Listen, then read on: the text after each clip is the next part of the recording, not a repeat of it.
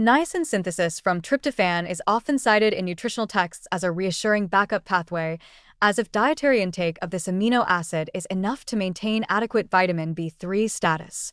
But in reality, the conversion of tryptophan to niacin is an incredibly inefficient, biochemically expensive, and highly variable process, requiring roughly 60 milligrams of tryptophan to produce just 1 milligram of niacin. That ratio becomes even worse under physiological stress, inflammation, or metabolic dysfunction, when the body diverts tryptophan away from niacin production and toward neurotoxic byproducts. Despite its critical implications for overall health, this inefficiency is largely ignored in mainstream dietary recommendations. The idea that we can make niacin from protein glosses over how fragile and conditional that process really is. Tryptophan is one of the scarcest essential amino acids in food. Even in a protein-rich diet, it makes up only about 1 to 1.5% of total amino acid content. From this limited supply, the body must meet multiple competing demands, building structural proteins, synthesizing serotonin and melatonin for mood and sleep, and maintaining immune balance.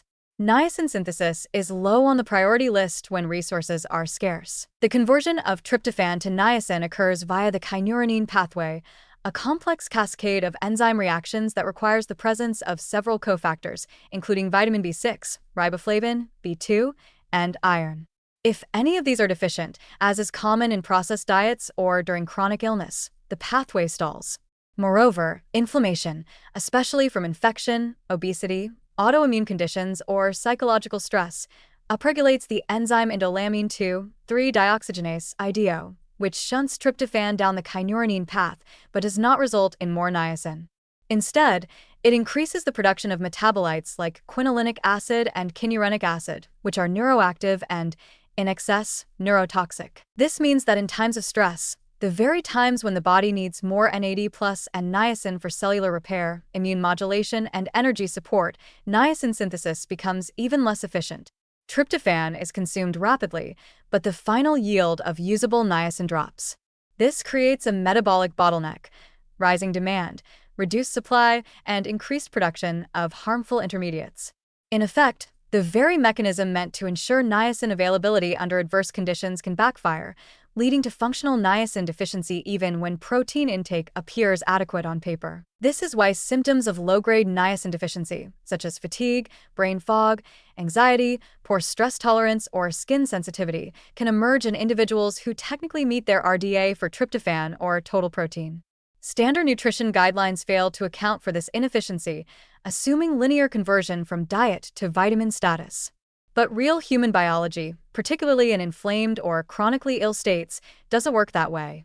Subclinical niacin deficiency is far more common than official data suggests, and its effects ripple through the nervous system, metabolism, detoxification, and immune response. Even more striking is that very few dietary sources contain both sufficient tryptophan and the cofactors required for its conversion to niacin. While animal proteins are the richest sources of tryptophan, they're often consumed without enough whole food B vitamins, especially in the context of processed meats, low vegetable diets, or high sugar intake, all of which impair nutrient utilization.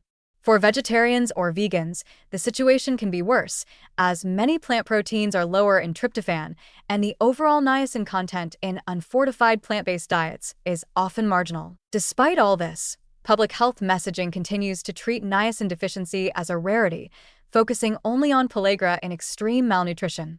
But functional insufficiency, where levels are too low to support optimal cellular resilience, mood, energy, or immunity, is far more prevalent and insidious.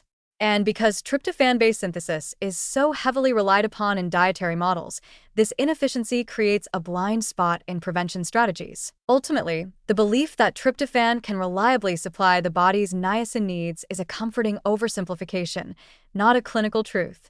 For most people, especially those under chronic stress, eating nutrient-poor diets, or dealing with inflammatory conditions, relying on tryptophan for niacin is like relying on rainwater to fill a reservoir during a drought.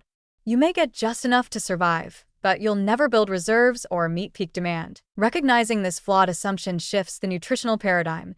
It justifies direct niacin supplementation or more deliberate dietary intake, especially in vulnerable populations. It elevates B3 from a background player to a priority nutrient for anyone seeking better mental clarity, metabolic health, and resilience against stress and aging. The pathway is biochemically fascinating, but from a health perspective, it's a warning. Don't count on it to meet your needs.